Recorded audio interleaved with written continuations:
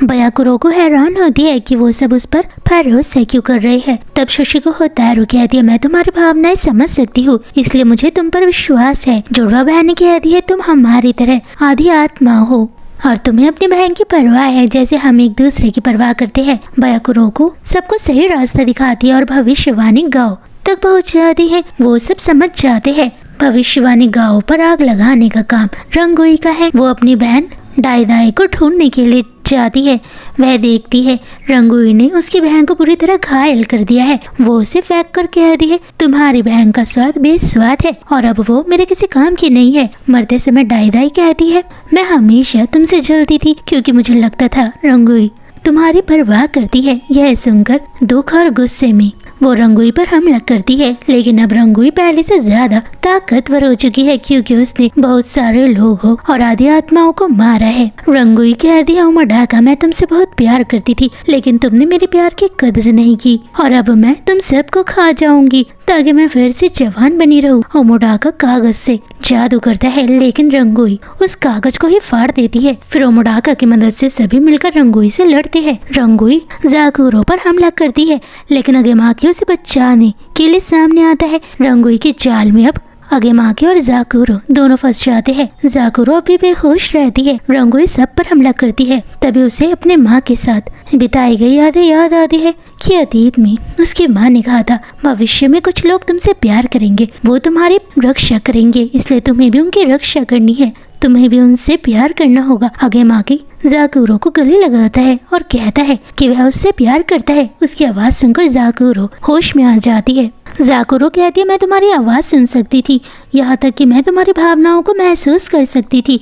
यह सब सुनकर वो हैरान रह जाते हैं। रंगुई डाईदाई की तरह उसे भी भड़काती है। वह कहती है, तुम क्यों जाग गई? इस दुनिया ने तुमसे तुम्हारा सब कुछ छीन लिया, तुम्हारी प्यारी माँ और तुम्हारे पिता। यह दुनिया आधी आत्माओं के साथ भी बुरा बर्ताव करती है, लेकिन जाकुरो रंगुई की बातों में नहीं आती है, ये जानते हुए कि ये पेंडेंट उसकी माँ ने उसकी रक्षा के लिए उसे पहनाया था। अपने प्यार को बचाने के लिए वो अपना पेंडेंट तोड़ देती है। तब जाकुरो की असली शक्ति जाग जाती है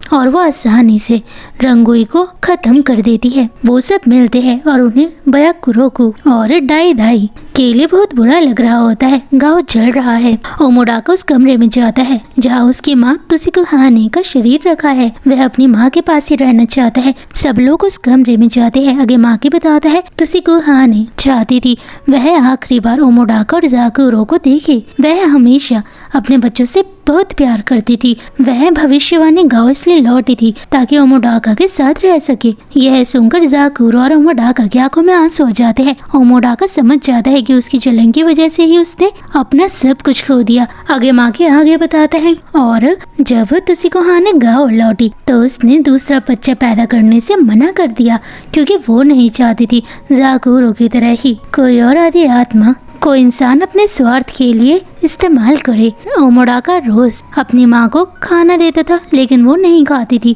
एक दिन तुसिको हाने की मौत हो गई। अब तक उसका शरीर ठीक था, लेकिन जैसे ही ओमोडाका ने अपने स्वार्थ के लिए जाकुरो को पाना चाहा, उसकी माँ का शरीर असली रूप में बदल गया, यानी अब वो कंकाल बन चुकी थी। आखिरी समय में ओमोडाका बस अपनी माँ के साथ ही रहना चाहता था। जाकुरो भी ये बात समझ चुकी थी, इसलिए वो सब वहाँ से चले जाते हैं। वो दूर से ही उस रहस्यमय गांव को जलता हुआ देखते हैं। वो बयाकुरो को गुलामी से आजाद कर देता है, जिसके पास अब उसकी प्यारी बहन डाईदाई इस दुनिया में नहीं रही। उसके अंदर जीने की कोई उम्मीद नहीं है, इसलिए वो ओमोडाका के साथ ही रुक जाती है।